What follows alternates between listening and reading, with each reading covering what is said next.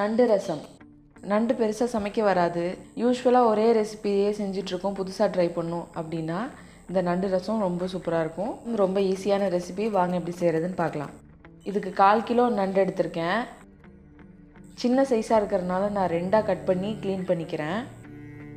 ரொம்ப பெரிய சைஸாக இருந்தால் 4ஆக கட் பண்ணிக்கலாம். ஃபஸ்ட்டு ரசத்துக்கு வறுத்து அரைக்க மசாலா ரெடி பண்ணிக்கலாம்.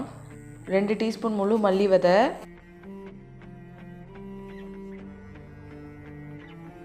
1 டீஸ்பூன் சீரகம், 1 டீஸ்பூன் மிளகு, அப்புறம் 4 பெரிய பல்லு பூண்டு,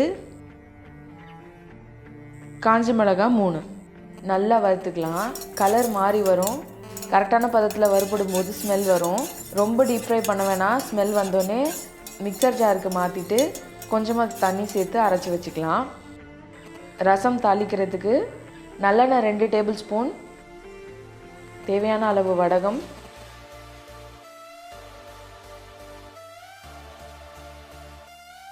கொஞ்சோண்டு கருவேப்பிலை, வெங்காயம் 1 மெல்லிசா நறுக்குனது, அது நல்லா வதங்கினதும் வடகத்திலே லைட்டாக உப்பு இருக்கும், அதனால் வெங்காயம் அதிலே வதங்கிக்கும்.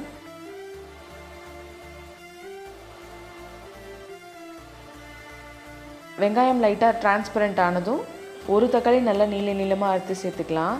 இதில் நீங்கள் நாட்டு தக்காளி சேர்த்திங்கன்னா ரசத்துக்கு தேவையான புளிப்பு அந்த நாட்டு தக்காளிலேருந்தே வரும்.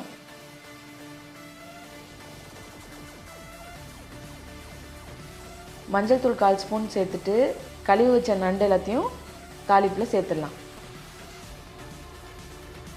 சேர்த்த உடனே மூடி வைக்காமல் ஒரு 4 நிமிஷம் ஹை ஃப்ளேமில் வதக்கிக்கலாம்.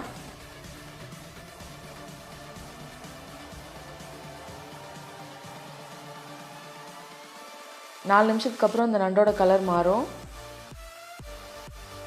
இப்போ நம்ம வறுத்து அரைச்ச மசாலாவை சேர்க்குறதுக்கு கரெக்டான டைம். மசாலாவை சேர்த்துட்டு 2 கப் தண்ணி எக்ஸ்ட்ராவாக சேர்த்துக்கிறேன். ஏற்கனவே தக்காளி வதங்கினதுக்கப்புறம் 1 டீஸ்பூன் உப்பு போட்டிருக்கோம். ஸோ நீங்கள் இப்படியே சர்வ் பண்ணுவீங்கன்னா இதுக்கப்புறம் உப்பு சேர்க்க வேண்டாம். நான் இதை ரைஸோடு தான் சர்வ் பண்ண போகிறேன். ஸோ ரைஸில் நாங்கள் உப்பு போட மாட்டோம், அதனால இப்போ உப்பு சேர்த்துக்கிறோம். உப்பு மட்டும் உங்களுக்கு ஏற்ற மாதிரி கரெக்டாக அட்ஜஸ்ட் பண்ணிக்கோங்க. அவ்வளோதான். மூடி வச்சு ஒரு 5 நிமிஷம் கொதிக்க விட்டு இறக்குனீங்கன்னா சூப்பரான நண்டு ரசம் ரெடி. இந்த நண்டு ரசம் கடல் நண்டுக்கு வேறு மாதிரி டேஸ்ட்டில் இருக்கும். அப்புறம் வயல் நண்டு, நாட்டு நண்டு சொல்லுவாங்க இல்லையா, அதில் வேறு மாதிரி டேஸ்ட்டில் இருக்கும். முடிஞ்சால் 2த்துலேயுமே ட்ரை பண்ணி பாருங்கள். மெடிசினல் பெனிஃபிட்ஸ் ரொம்ப ஜாஸ்தி. நல்ல மழை பெய்கிற நேரத்தில் இந்த நண்டு ரசம் வச்சு அமைதியாக ஒரு இடத்துல உட்காந்து யார்கிட்டையும் பேசாமல் சாப்பிட்டு பாருங்கள். அவ்வளோ சூப்பராக இருக்கும்.